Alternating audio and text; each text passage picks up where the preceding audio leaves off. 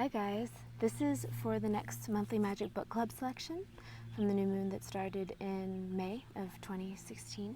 So this book is one I just found on one of my library binges. I like to go to the library and just walk the shelves and let my intuition guide me and find stuff that I think is cool. So I usually go and get a stack of about 12 books and bring them back to the table, and then by the end of my time there I've whittled it down to some that I actually want to take home. And that's how I found this one. Here's my little bookmark.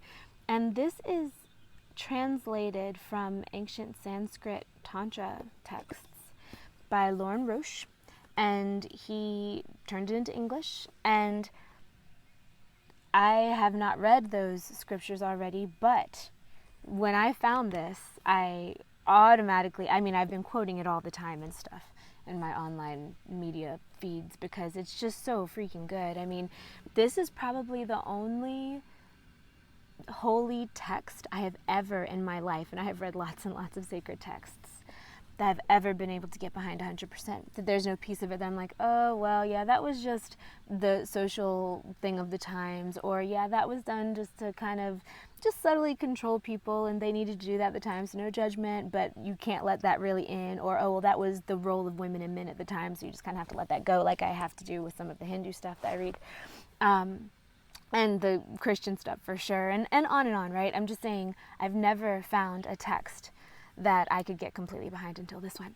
So the first part is essentially the divine feminine, who in this world is the one who experiences, talking to the divine masculine, who's the one that creates, and saying, how does all this work? And he says, okay, here's how it works. And first he tells her some things about the way it works, and then he gives her practices to do, to places to look, ways to interact with the universe so that she can experience this, all that is, in a really delicious, sensual, ascension through yummy experience-y way. And I love it. I love this book.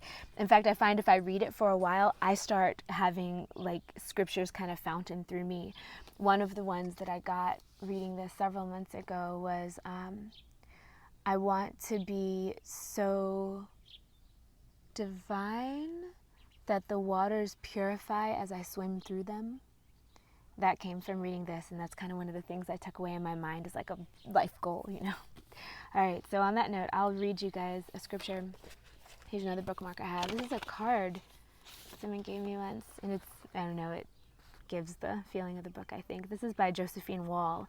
She's an incredible, it's called The Dryad and the Tree Spirit. She's an incredible artist. All her stuff really activates me. Anyway, okay, so this is number 105. They're done in, pages, and I just pick this up and read it. I try to do it once a day. It doesn't matter what kind of headspace I'm in or heart space I'm in. It just soothes me out and makes me remember that I'm the center of my own universe, just like you're the center of your own universe, and each of us is the center of what we're experiencing. You can't get away from it. And that I can choose what to focus on, and that I can choose to focus on things that enhance my experience, right? So as an example, here's one that I found to read you guys. When you gaze in wonder at the stars, become enthralled with the vast spaciousness between them. Space is an incomprehensible being, an invisible presence, independent, independently wealthy, without beginning or end, and giving.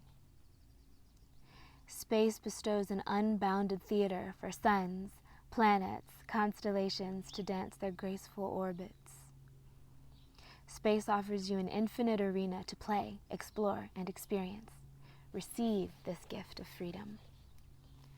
So that's just great, isn't it? I mean, oh, here's a fun one. I just have to keep reading. This is just so good. Waves arise from fire, flames arise from fire, rays emanate from the sun.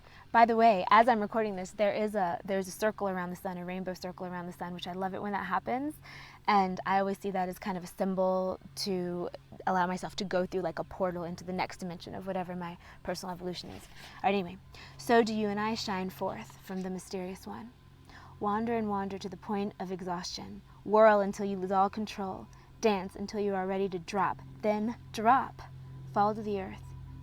Surrender to the swirl of sensations surging through your form. Dissolve in awe as arising energies continue the dance in your inner world. Beyond motion and commotion, become the body of ecstasy. You are stunned, powerless. You thought you knew what was going on. Now you realize you don't have a clue.